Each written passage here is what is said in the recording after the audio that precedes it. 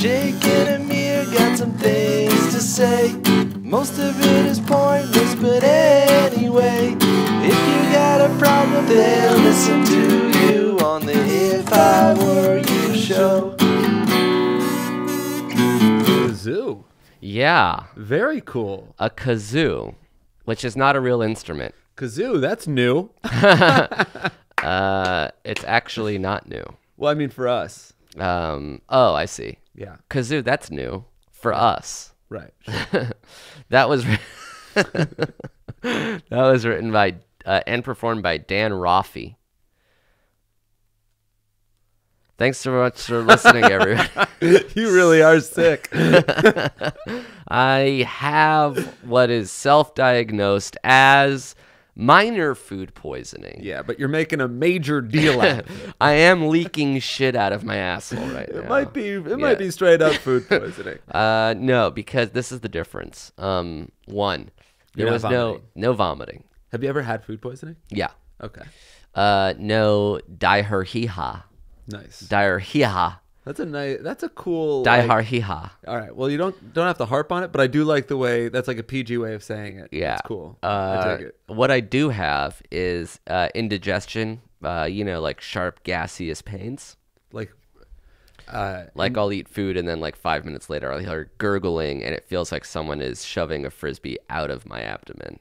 oh man, I don't think I've ever had a stomach ache my whole life. Which is weird because you went through several decades of just eating garbage. Yeah, I don't know what it is. But I get sick in my head, never my stomach. Oh, interesting.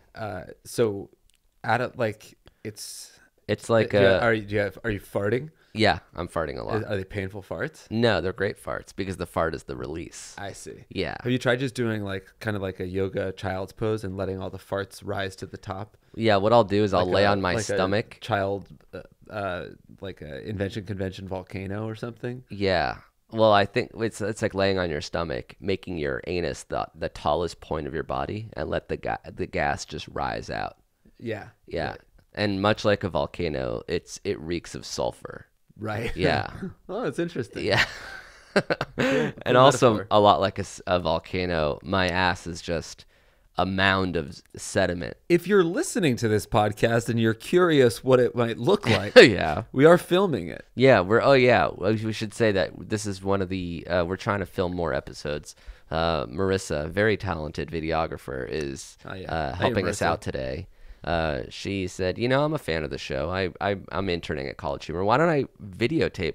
Is it videotape? Record one of your podcasts. Because there's no tape in these cameras. Is there a VHS tape in there? There is. Really? Yeah. The tiniest little... A little cassette. Cool. I don't know if this will be up because this is a bonus Thursday episode. I don't know if it'll be up. The video will be up on Thursday, but we'll put it up as soon as we get it. Sure. So thanks, Marissa, and thanks for watching. If you're watching, this is an advice podcast. It's not just about my indigestion. It's also I would talk an about advice this all show. day, though. Yeah, because another thing I felt was muscle aches. Yeah. Yeah, and like a slight fever, but that went away pretty quickly. So now you're just left with the nausea and the indigestion. Not even nausea. Oh, not nausea? Yeah, just like a rumbly in my tumbly. And do you feel fatigued, or is it really just only stomach ache? That's It's the only down symptom? to just the stomach ache part. No. I mean, you're not even sick at this point. Yeah. You're fine. Yeah. All right, cool. It's called If I Were You. It's an advice podcast. It's the only advice podcast on the internet hosted by us. I'm Amir. I'm the pinch. Um, Sorry, I got to embrace it. we are going to be answering real emails from real people. Going to give them fake names to preserve their anonymity. Yes. So why don't we just get right into it? Let's do it. Right into it after we spend 10 minutes talking about your painful fart. All right, I got a good one right off the bat. This one is from a male who I'll call Pepto-Bismol. Nice. All right. Pepto-Bismol writes, I'll shorten this down, because I tend to ramble. I'm an English uni student who just got out of a long-term, long-distance relationship a couple months ago.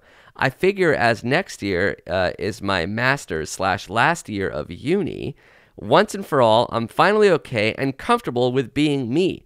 It's time to embrace being single. So I'm taking a trip to Toronto solo this August for 2 weeks.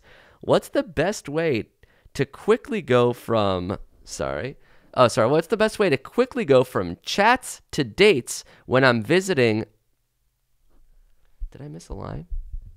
It didn't sound like it. This is going to be interesting. How do we cut around this in a video, dude? I don't think so. All right. It's not. I didn't miss a line, but he's talking about using Tinder. Yeah. What's the best way to quickly go from chats to dates when visiting a brand new place on Tinder? The subject says Tinder, but the email did not. Cool. Yeah. So we got it. He's All right. visiting Toronto for 2 weeks, and he's wondering if he swipes on Tinder, what's the quickest? How do you go from like talking to dating a girl if you're only there for a short amount of time? All right. This is. Did you pick this question because we often have to do this when we're on tour? Yeah, I mean, it just rings true a little bit. Yeah, we've done it before. Yeah, and the deal is that it will fail more often than not. Yeah, maybe, but well, sure, fine, yeah. But that's like dating apps in general. Yeah, right. That's nothing like unique to Toronto or whatever. Right. I actually think you have at least a higher success rate to getting responded to, because I mean the initial question is like, hey, I'm here only for a week. Like, I need a list of things to do. I need like a great place to go to dinner. Where do people go dancing? That type of thing. And people are way more eager to share like their recommendations to the city that they live in than they are to answer just like if you say, hey, what up? Right. Or like, hey, we should go on a date sometime. And if They it get that doesn't go bullshit all well, the then time. I'll see you every day because I also live here. Right. But if you open it up with something like, hey, I'm only in town for a short amount of time, what should I do? Yeah. Then they're talking about the most exciting parts of their city. And they're talking about their favorite restaurants, their favorite bars. So it's pretty logical to suggest like, are you going to be there or something? And right. then you get that little date. And then you get like a little personal tour guide. Then you get a city girlfriend. Nothing's better than a city girlfriend. What's a city girlfriend? You just have like a girlfriend for like 5 or 6 days. Oh, I like see. All the benefits of being in a relationship, like the camaraderie, the sex, the flirtation, and then like none of the downside, because you're not going to get into like a major fight or have to meet her family. Or Yeah, that'd be funny if that happened within the first 2 weeks. Okay, you're going to need to meet my grandfather. What? Yeah, he's actually really sick. I just wanted to see the CN Tower or maybe go to another revolving restaurant. No. My grandfather's in hospice, and we have to visit him. That's your recommendation for a cool nightclub in the city? A nice meal. They feed him well in hospice. They really do. Jesus Christ, this is so much, so soon. Let's do it. I want to know where it goes. Then you're in another long distance relationship. Yeah, that's another thing that I've heard of. Like, I actually just heard this. A lady visiting a city, matched with a dude, hung out with him while she was there, was a city girlfriend. And then she left. They kept talking, and now she moved to that city for him. Yeah, it was a friend of ours. Do I know her? You don't know the girl, but yeah. That's Jesus Christ. That's when a city girlfriend turns into a country girlfriend. She's your girlfriend for the entire country. That way you can only cheat on her like in Canada or Mexico. Dude, very chill. Yeah, and then eventually you have a continent girlfriend. Wasn't the rule like when you were younger? I remember in high school people like a different zip code. Yeah, like zip codes are pretty easy to leave. Yeah, isn't a zip code just like your 10-block radius? Yeah, especially if you go down to like the next 4 numerals, like you can be like 90069 dash these 4. It's like a very specific. That's just your block. Yeah. Maybe you can cheat on area code but even still, it's easy to get to there too. You can cheat on a girl as long as it's out of your house. You can always cheat on somebody. It's legal. It's just really frowned upon by everybody and cried upon by some. It's actually cried upon by a few. It's so frowned upon you cry upon it. It's angered upon. What's another face you can make? Aghast upon? Yeah. Well, that's not a face, is it? This like is a frown. Yeah. Shocked upon? Yeah. Shocked and awed upon. And I am a pawn in this game that you call love. So, what do you do when you are in a new city? You, 1, feel free to swipe away as long as I think with Tinder Pro now you can swipe in a city you're not even in yet. That's cool. And also, I did this when I went to Iceland. I joined OkCupid in Reykjavik. Oh yeah, like, because for a that month with that before we site you went. can join before you actually get there. There are definitely some sites where you can set your zip code to wherever. It didn't work out that well, but maybe because there weren't a lot of people on OkCupid in Iceland, there might be more in Toronto. Right. It's worth a shot. That is a good tip too. Yeah. I mean, if you're going to embrace being single, and I do say congrats on the end of your relationship.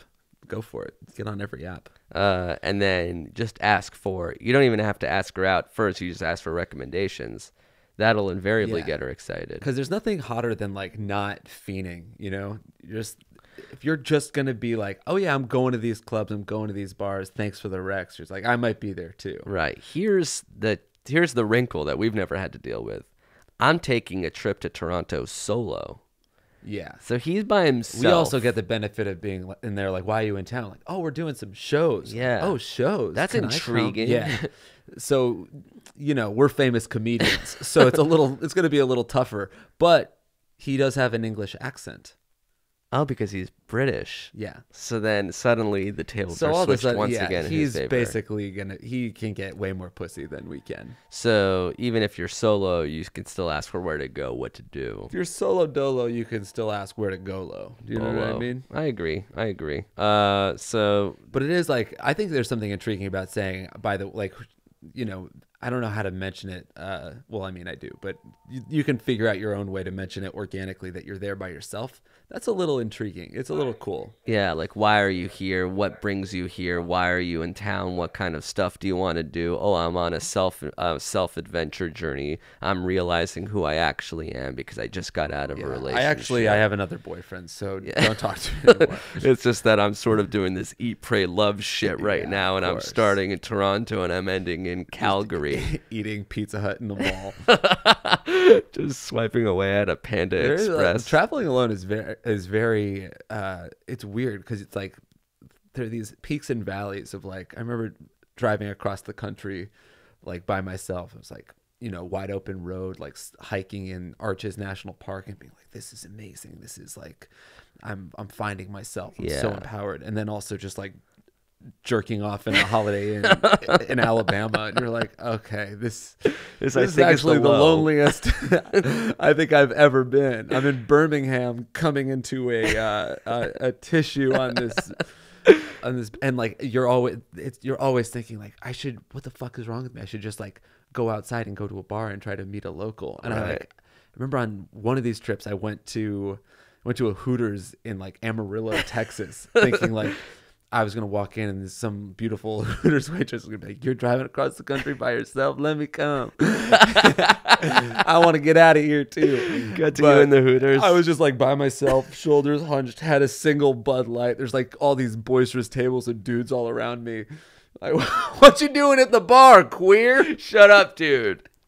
I'm actually swiping if you guys have any recommendations for local hotspots. Yeah. Did they have Tinder when you did the cross-country trip? I feel like that would have changed your game a little bit. They did, but I don't think I was like spending enough time. Yeah, it does take at least like a day to like match with someone. I mean, it's hard to go from like match to date in like an hour or something. Right. But also I think that was when I was moving back to New York, so there was no Tinder yet, or at least wasn't on it. Right. You know what else sucks is the like, let's say you're like going on a trip like that and you like match with someone in Alabama but you're already in Texas and it's like someone really attractive and you're like, that was shit, happening on I'll our never road see trip you again. because like Tinder, I don't know what it's like now, but like at the time it was like the radius didn't really update a lot of the time. Oh yeah. So like I'd be swiping and then I'd match with someone cute and be like, "Why are you 1,000 miles away?" And she's like, "Oh, I live in Nashville." Well, fuck. I'm in New Orleans. I'll let you know if I ever come to Nashville again. By that time you'll be engaged to somebody you should be hanging out with. Fuck. Christ. Not me. Ass. All right. Good luck, dude. Yeah, Godspeed. Here's another question from another dude. Okay. We'll call him cowpectate, which is another medicine you should take when you're feeling not too good in your stomach area. Nice. Wait, you gave me Pepto-Bismol, but you said you've never had stomach pain. Yeah, I did it like when I had when you have diarrhea, you take Pepto-Bismol, right? Sure. Or diarrhea. Diarrhea. So I recently got invited to a birthday party and I don't really want to attend. The problem is that the host and all the guests are my girlfriend's friends. I know most of the guests, and I know these people don't like me. The only reason I'm invited is because I'm with my girlfriend. I don't mind these people, but I know they don't want me there. I have no interest in ruining it or making the night awkward for anyone. It wouldn't be a problem if it was a bigger event, but this is a small meetup between fewer, closer friends. Even though, as I'm writing this, I'm beginning to feel like this might be the most insignificant question you've ever received, I still feel like an asshole/jerk teenager for not wanting to go. My girlfriend is really nice, and I don't want to hurt her feelings. Skipping parties has only been an issue for me since I got someone who expects me to go with them. The party's in 2 weeks. I'm 17, and the host turns 18, if that helps. Do you have any good excuses I can use without hurting my girlfriend's feelings? Should I just go to this party anyways? Any advice on what I should do would be greatly appreciated. Thanks. Okay, calpectate? Yeah. I would say he should go to the party. He's got a very low opinion of himself and his girlfriend's friends. It's so funny that he thinks none of them want him there. Yeah, there's a good chance that he just has social anxiety, and your girlfriend's friends just like your girlfriend and don't really care that much about you. Yeah. So it's not that they don't like you, it's just that they don't know you and they don't care yet. But if you come to this party, maybe you'll be accepted. Maybe you'll gain some new friends, and that's a nice thing. But it would be funny if he was actually a nasty little boy that nobody wants to be there. He sounds like it a little bit in this, but towards the end he got a little more self-aware, and he's like, I know I'm an asshole. Right. So do you ever try to get out of parties? What excuse is a good excuse? I try to get out of parties all the time, but I think I usually just don't show up, and then I text or something later that like something came up. Oh yeah. I don't ever have somebody that's like really needs like somebody that's like, you have to come to this party, and then I have to tell them that I don't want to go. Right. There's not really a good excuse. A good rule of thumb for parties is that most of the time people don't really expect or care for you to come. Yeah. This one is, it seems like this is just, it's not the party thing. It's the whether you should do your girlfriend a favor thing. Right. Because it's weird to be like, I don't want to go to this party with you and your friends. Yeah. That's the issue. Mm-hmm. So your friends hate me and I hate your friends. That's yeah. like, this is the worst, or not, it's one of the worst, most annoying problems to deal with in a relationship. Like it's also like a self-fulfilling prophecy. Like, oh, your friends hate me, so like you're gonna be a miserable asshole at the party, and then they do hate you because you're a miserable asshole. Yeah, and you make your girlfriend upset because you're really sour at the party. Yeah. So just go to the party and try to be nice to your girlfriend. That's really all that matters. And make one friend at the party, just one person you can talk to. Break up with your girlfriend. That's not good advice. No, you should probably just go. I mean, there are worse things than going to a party. At worst, it's just one night of your life. Yeah. I like that he says, I'm 17 and the host is turning 18. Trying to like hope that we be like, whoa, that's a little weird. You shouldn't go to the party. Yeah. But that's pretty much the most normal 2 ages you can be about a birthday party. Also, and especially like having this anxiety, it makes a lot of sense that he's only 17. Yeah. Oh, yeah. Because he's, having teenage issues. Yeah, I definitely, at this point, I know that nobody really notices me at a party. So you just got to go. Don't think about the party. Think about your relationship. And it's going to be way more of a stress to break or to annoy your girlfriend and get into this fight and have this be a rift. Just try to get over it. Get over it. Is that good advice? To get over it? Yes. Well, not all the time. But I think in this case, get over it. All right, get over it. Let's take a break, and we'll be back with more right after this commercial. Everything is good. Yes, dude. Holy shit. Okay. Recording this on a Wednesday, out on a Thursday, bonus episode. Still before we go to Austin for South by Southwest. That is correct. Our individual show is sold out. Yeah. Pound that shit, dude. Thanks, bro. Really appreciate that. We do have 2 other Headgum shows that we will be at. If you didn't get your tickets to our show, or if you want to just extend the party. You really should. 'Cause that's why we called it Headgumapalooza. We didn't actually call it that. I've been calling it Headgumapalooza. To who? Everybody. Because hashtag Headgumapalooza. You are very delicate handing me, and I feel like you just okay, fingers falling off. That is a severe case of food poisoning. You turned into leprosy. Yeah. But it is like I think it's going to be like 2 full days of fun. I think everybody should come. Yeah. So if you haven't got your tickets yet to our show or any other show, that URL is ifiwereyoushow.com. We'll have everything. Yeah, because if you like us, you might like Josh. You might like This Is Why You're Single. You might like Gabrus, the high and mighty man himself. Yeah. The Black Man Can't Jump. She Didn't Text Back. Kevin T. Porter. And it's more than just a show. It'll be like a gathering, a get-together of... Would you call it a Headgumapalooza? I wouldn't do that just because of legality. Oh, how about Gumstock? That's really good. You like Gumstock? Yeah. I like it as You're going to want to tell your kids in a couple of years that you were at Gumstock. the original. The original Gumstock. Do you remember the original Gumstock? Yeah, dude. People fucking in the mud. Yeah. That's what's going to be happening. Mudfuckers. So check it out. And if you don't live in Texas or near Texas, I guess you can come see us in Boston, Washington, D.C., Brooklyn, or New Haven. New Haven, pistol waving. That's what's up. The 203Z. Hey! Yale, New Haven. We're doing our best to make that the most popular show. And it's doing pretty well. It's selling pretty well for a smaller city. Yeah. For a little shit town. For a little shit town. You're a shit town, dude. You're born and raised in Afula. It's No, I wasn't. Where were you born? I was born in Afula, but I was raised in Los Angeles. Raised. Trust me, your parents raised you when you were 1 and 2, dude. They're actually raising you pretty damn good. No, I feel like you've switched gears. Now you're just like berating me for not respecting my parents.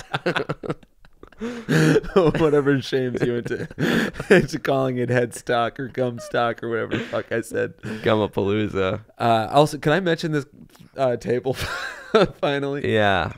Okay, yeah, that's really nice. Get a little sweep of the table here. Thank yeah. you, Marissa. This is perfect now, for you everybody guys, I want listening. everyone to know. Well, the table's shown up in some Instagram photos, I think. This table has turned, actually. The table is turned. Yeah.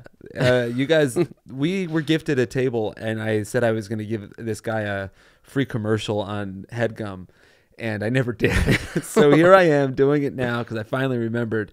Wildland Creations made this live wood table for us. And it's an Instagram account or a website? It's a website. It's an Instagram. It's got everything. He finds trees in the woods that have already fallen down. That's how sustainable this operation is.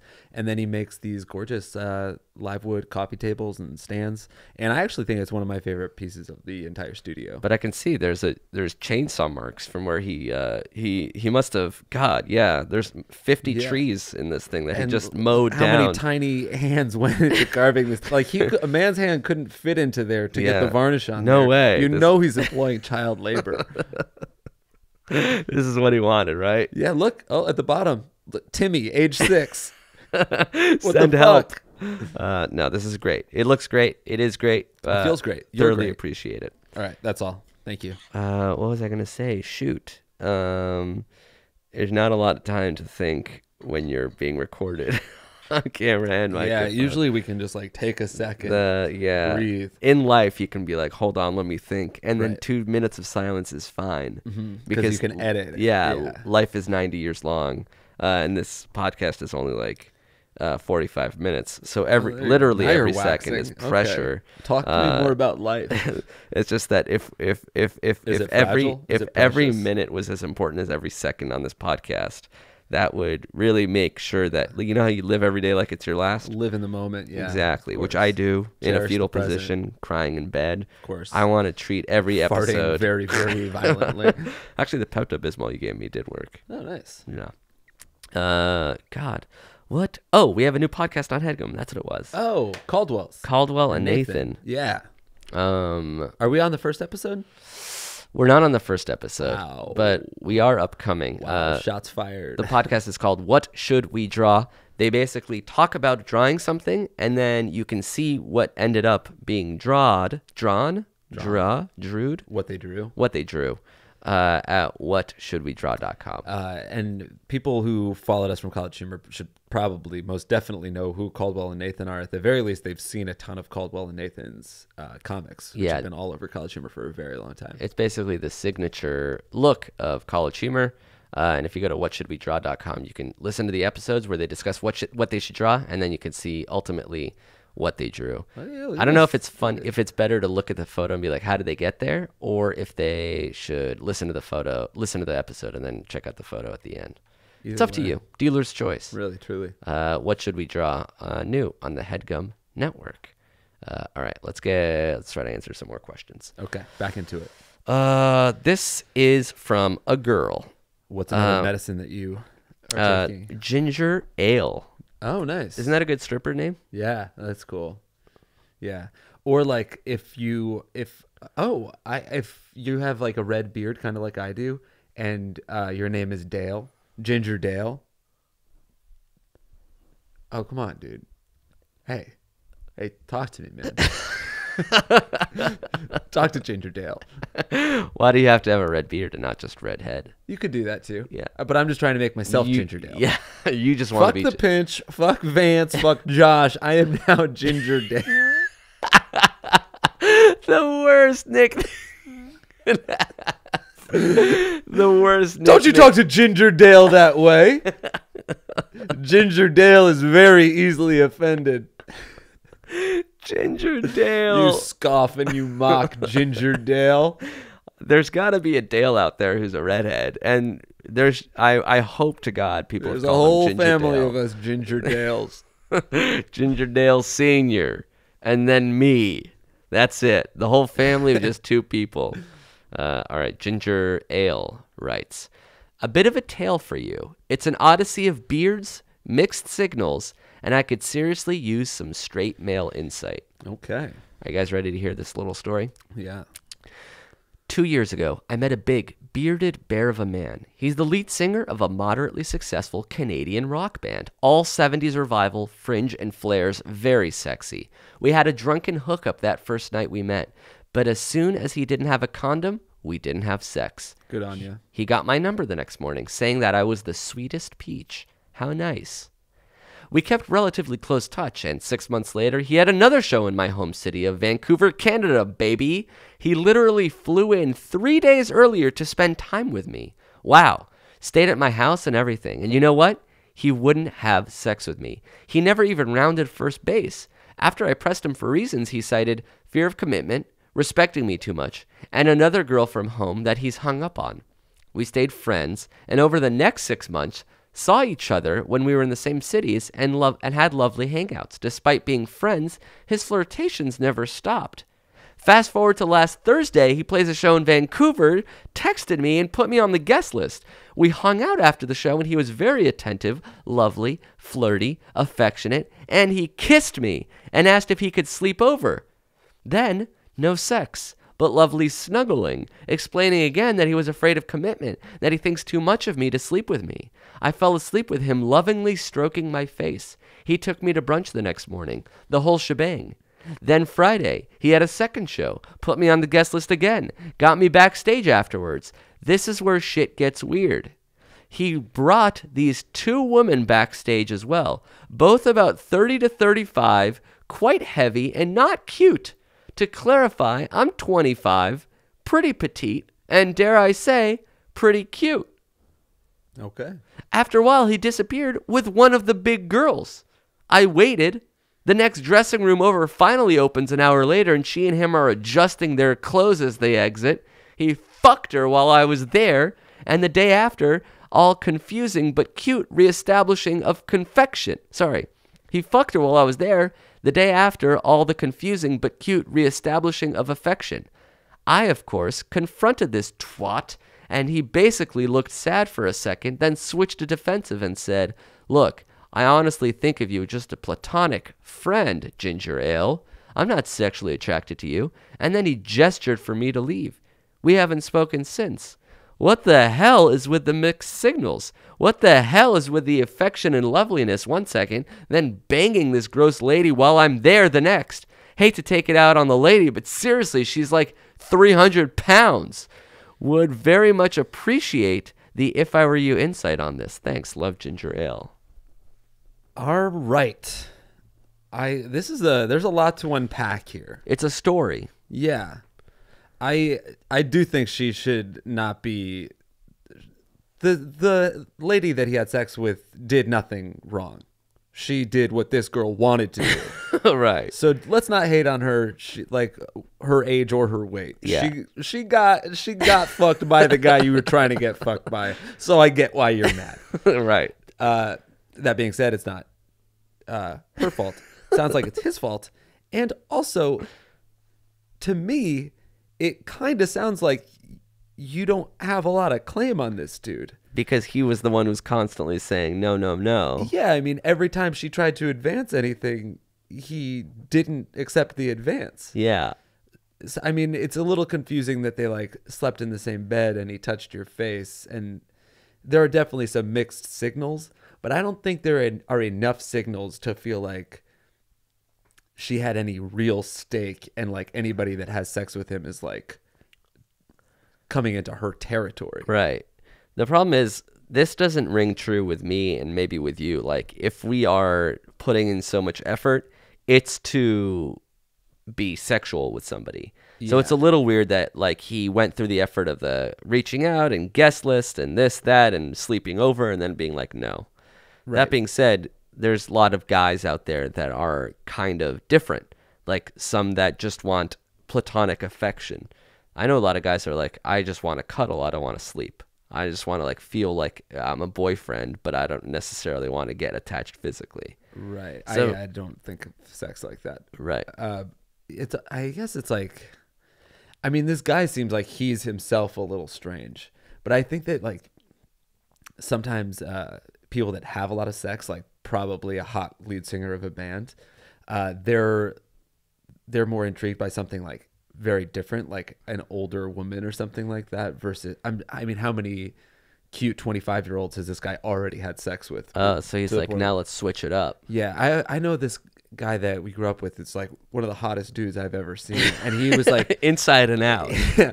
Well, he was having so much sex that he stopped being attracted to people he would normally be attracted to, and he started having sex with like really strange looking people because like it was that kind of like fetish that got him off. Like, wow. Yeah. So that's kind of interesting. Maybe that's what this guy's experiencing. Not that I want to comment on the ugliness of this 35-year-old lady he boned, but we should talk to that guy. Yeah, I mean, I would love to interview this dude and be like, he's like a Ryan Gosling meets Mother Teresa type / Robin Hood who fucks from the rich and gives to the poor. Fucks. I think it's like Friar Tuck. No, try or fuck. Right. Yeah. He fucks from the dick and gives to the whore. I don't know if I like it, but it is a good rhyme. So I'll allow it nonetheless. This story of hooking up in front of somebody that you invited over reminded me of a story that you have.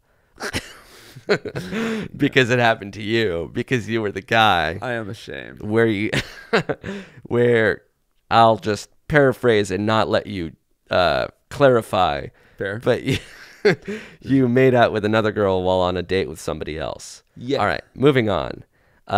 So why did you... Okay, I thought you were moving on from the story. Like, I don't get to... No, I was just joking. Why did that happen? Like, that girl could have emailed in and be like, what is that about? I will say, like, definitely in my heyday of being a douchebag, slimeball asshole, sorry, excuse for a man, there have been many people who I've confused in the same way. Yeah, mixed like, signals. Let on, even like slept with, like been on, and then like invite them to a party or they come out to a bar and they watch me leave with somebody else. Right. That has happened plenty of times. Is it because you invite lots of people out and then you'll just choose like a Cupid, like yeah, whoever's closest to you? I always just thought that like, oh, everybody's having fun. We're all hanging out. Like, it doesn't matter who I've slept with. Like, everybody's sleeping with everybody. And like, oh, this person is giving me attention and I want to sleep with this person. So no hard feelings. But that's just me projecting the way I feel about everything onto everybody. And it wasn't me being very empathetic because many people have sex and kind of feel like it's a bigger deal than a handshake. Yeah. That said, the most egregious thing I ever did was take somebody out on a date, and while they were in the bathroom, I started making out with somebody else, and then that person just tapped me on the shoulder, and I looked up like I was surprised, and she said, bye, and that was it. That was that. You know what the problem is?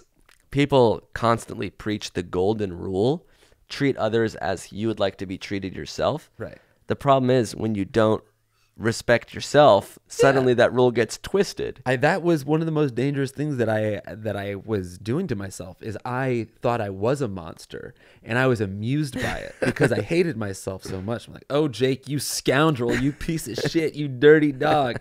And I kind of like, and I owned it in a way that wasn't good. Like, when you're that much of a monster, you should have a little bit of, what is the word? Like, empathy? Yeah, well, I should have had more empathy, but like I should have also taken it a little less lightly and been like, hey, people actually really hate you. Like that girl that I invited out on a date. You know, it's a funny story for me, and it's like a horrible story for her. Right. What a slap in the face. Yeah. I got like a funny story, and I made out with somebody, and like, you know, she got very hurt by that. She got emotionally pranked. That confuses somebody. If a girl invited me out and then I went to the bathroom and she was making out with somebody, what would you do? I guess, well, to be honest, I would probably laugh pretty hard.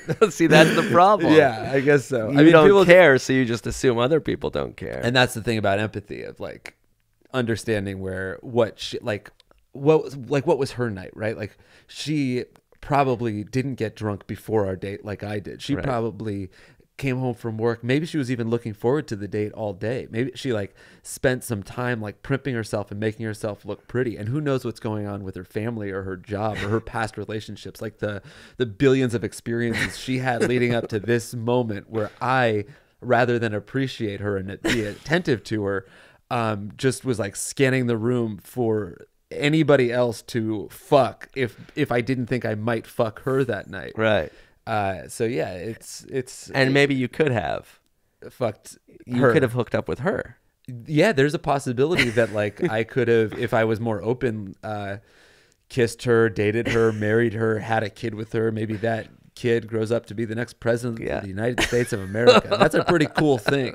And you threw it all away. Yeah. For some drunken makeout sex. Actually ended up marrying that girl. Yeah, and that kid is the president. That kid is Ted Cruz. Is Donald J. Trump. Like Christ. You have to start preparing yourself for a world where Donald Trump is our president. You get that, right? It's not a long shot anymore. I'm looking at property in Sydney. We are. Do you trust me? That's what they want. They want the liberals to leave. But what happens, you know, when Trump becomes president, I'm buying property in America because this is my country. Trump Tower. 58th floor. Upper West You're Side. caucusing for Trump. You were in Nevada last night. I'm caucusing. I'm canvassing. I'm all of it. I'm all in. Will you caucus for me? Will you caucus for me? I was going to say that for that lady that you're talking about, the billions of experiences, whether she liked it or not, at one point in time, everything that she did in her life led her up to that one moment. So for that one moment, that was the climax of her life. Like, everything is leading up to right now. Yeah, this is the it. sum of everything. Yeah. And there's something empowering about that being like rock bottom. I'm like, okay. Let's be a little more scrutinizing about who I go out with. And then just in your another one of your accolades of how good you are at text messages. That wasn't the last time you saw that girl. We did have a follow-up. Yeah. And if anybody's experienced this and needs some help, Text Jake is closed. Yeah. But I dug myself out of that hole, and it was some expert texting. Yeah. Expert texting. That should have been the testimonial on textjake.com. Yeah. I guess if you purchase the text, you can still redeem them. That's true. Now's your time. All right, cool. That's it. That's our show. Thanks for listening. If you're watching one day on the YouTubes, thanks for watching. If you have a question for us or a theme song submission, everything is going to ifiwereyoushow@gmail.com. By the way, did we ever answer this girl's question, really? I think we explained what the mixed signals were. That, like, it didn't mean as much to the guy as it meant to her? Yeah. It's practicing empathy. And I do feel sorry for this girl. And what's her name? Ginger Ale. Yeah. Just don't go for guys like that in general. The confusing guys that are having too much sex. Yeah, and musicians and artists are kind of conflicted and like that. They travel, they like are emotional, they're not. This girl probably needs somebody a little bit more dependable than a guy who comes every 6 months, sleeps over her house, strokes her face, and then bones somebody else in her And that being presence. said, if that is your relationship and you like that, then I think you just take the ups with the downs, and like you like seeing him and spending time with him, and he's he's gonna be confusing and weird and have sex with other people, but if you're enjoying it, then go with it. Take the good with the bad, as you said. Cool. The opening theme song was written by I forget. Ginger Dale. Did I write that one? Dan Rafi. And this closing one is written by David White. Back on Monday next week, as usual. And again, we'll be in Austin, Boston, DC, Brooklyn. New Haven. Don't forget New Haven. New Haven. Everybody else does. All the tickets and all the information at ifiwereyoushow.com. See you later, everybody. You're listening to a podcast called If I Were You, with Amir and Jake in the house dishing advice that's kind of cruel, but hey, at least it's free, and your anonymity will be preserved safely behind a name they heard on TV. At least I think it was on TV. I'm not entirely sure. They must watch a lot of TV. I don't know half their fucking names. So what are you waiting for? Turn your computer on. Send that shit to ifiwereyoushow@gmail.com.